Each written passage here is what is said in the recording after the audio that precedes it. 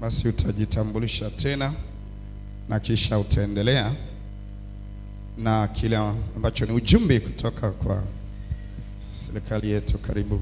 Asanteni kwa kuweza kunikaribisha hapa katika madhabahu yenu.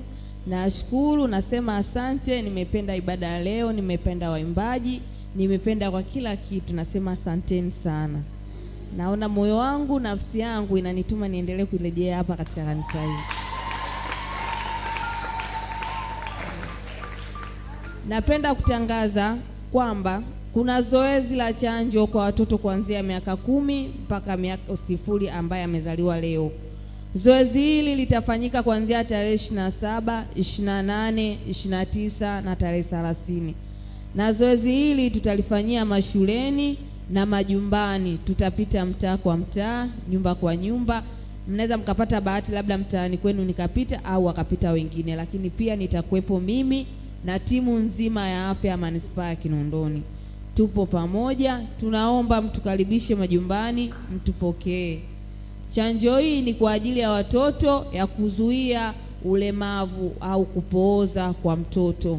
Na ugonjwa huu anapopata mtoto mdogo au mtoto wa miaka 15, ana uwezo wa kumwambukiza mtoto mwingine ambaye ugonjwa huu ambaye hana kinga ya polio katika mwili wake.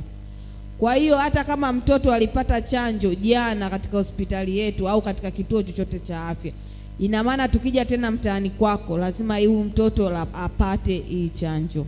Tutapita nyumba kwa nyumba. Tunaomba mtukaribishe na mtupokee, na sio nyumbani, hata mashuleni kwa watoto wetu pia tutapita. Ni chanjo iliyokuwa salama, ambayo si ya sindano bali ni ya matone, tunawapa mdomoni watoto. Asanteni sana. Haleluya. Haya, karibu Sofia. Huu mkono unakukaribisha kwenye madhabahu ya moto.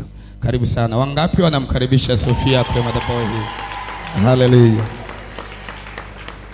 Amen. Amen.